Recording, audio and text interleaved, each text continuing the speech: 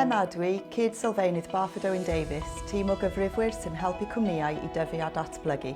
Mae FSB Cymru yn hyrwyddo miloedd o fusnesau bach, sef calon economi Cymru.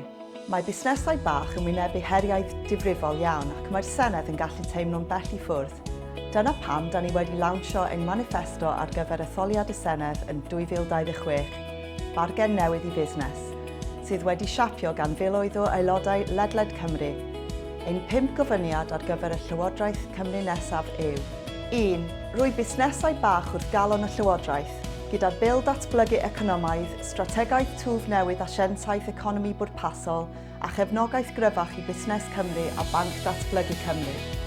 2. Creu ardaloedd ffyniannus, trwy fformiwla newydd gwell i adrethu manwerthu lletygarwch a hamdden, mwy o gyllid trawsnewid trefi ar gyfer busnesau bach, delio â ymddygiad gwrthgymdeithasol, deddf cynllunio newydd a hefyd dweud na i arddoll ymwelwyr.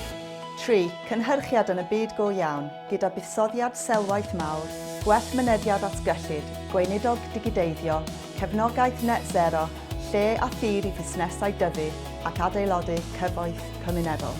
4.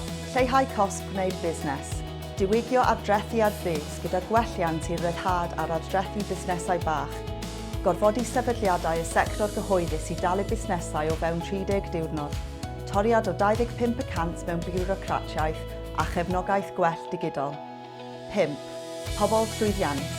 Blaenoriaethu cefnogi creu busnesau newydd, hybu prentisiaethau i busnesau bach, cefnogi hyfforddiant arweinyddiaeth a lansio cynllun i annog cyflogaeth newydd.